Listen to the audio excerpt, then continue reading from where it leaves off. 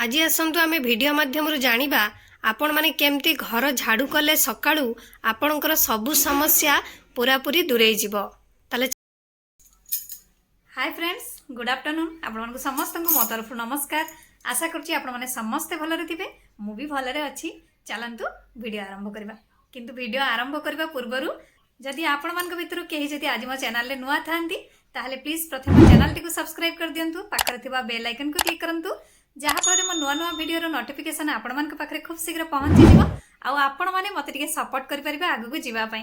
वास्तुशास्त्र रे घरे सबु किछि रखिबा पई किछि नियम उल्लेख करा जायछि।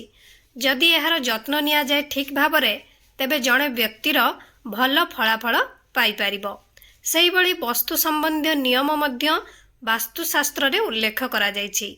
एभली परिस्थिति रे जदि आपण सकाळे सफाई करिबा समय रे अर्थात झाड़ू मारिबा समय रे किछि प्रतिकार चेष्टा करंती तेबे आपणक जीवन रे प्रगति पाई बाटो खोली जीवो। ताले चलंतु बहुत इंटरेस्ट लागिलानी जे हमर वीडियोटी कौन हबो, आमे कौ टॉपिक रे डिस्कस करबा कि बा वास्तु टिप्स कौन जानिबा जहा को आमे अप्लाई करी हमर घर रो सब समस्या को दूरेई परिबा। ताले चलंतु वीडियो आरंभ करबा। झाड़ू आमर देवी लक्ष्मी सहित जड़ित। एथि सहित वास्तुशास्त्र रे मध्य विशेष गुरुत्व रही बोली विवेचना करा जाए।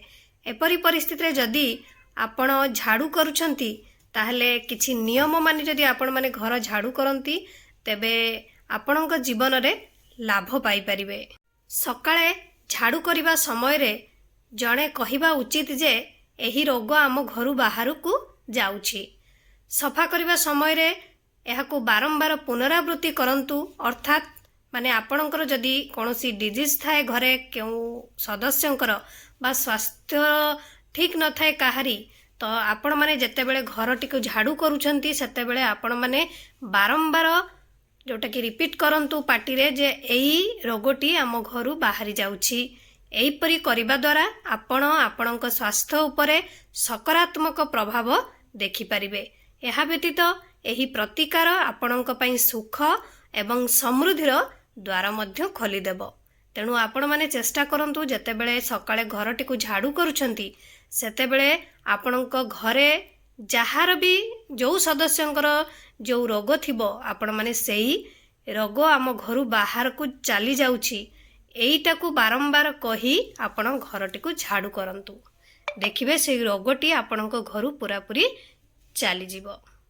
नहेले जदि आपणकर कोनोसी चापर शिकार अछंती तेबे आपण कहिबा उचित जे एही चाप आम घरु दूरेई जाउछि। एपरी करिबा द्वारा जोटा कि स्ट्रेस जोटा कि चापग्रस्त परिस्थिति बहु परिमाण में आराम मिली थाए।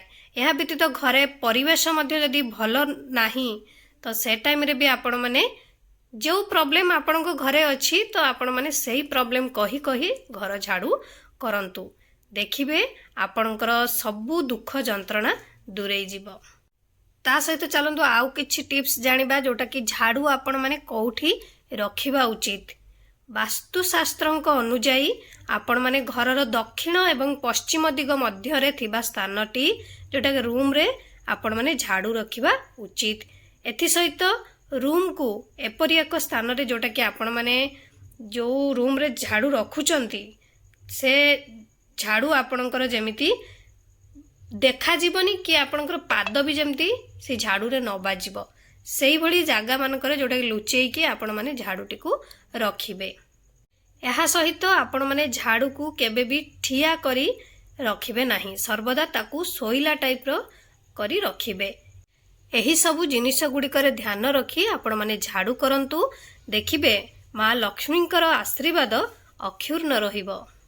ता सहित वास्तुशास्त्र अनुजाई आपण माने भंगा झाड़ू घरे रखिबे नाही, नहेले ये आपणकर बहुत खराब होता है। तेणु आपण माने तुरंत जदि झाड़ू भांगी जाउची छिड़ी जाइची बा छोट हो गलानी बा माने कोन कोन पूरा झड़ुची बहुत भांगी गलानी तो आपण माने तुरंत नुआ झाड़ू किणंतु, पुराना झाड़ू को बदलांतु। आउ ता सहित आपण माने केउ बार रे झाड़ू किनिबे ना शनिवार दिन आपण माने झाड़ू किनिया पे चेष्टा करंतु, से दिन शुभ होई थाए। एपरी करिबा द्वारा ଆପଣଙ୍କର ଯାହା ବି କିଛି ସମସ୍ୟା ଅଛି ଆପଣଙ୍କ ଜୀବନରେ ସବୁକିଛି ଦୂରେଇ ଯିବ। आशा करछि आपण मानको भिडियोटी भल लागिथिबो। मु ताले रहूची पुणे देखाबो नेक्स्ट वीडियो रे। किंतु आपण माने please like comment share subscribe करिया पे भूलिबेनी। मते ताले विदाई दियंतु। नमस्कार।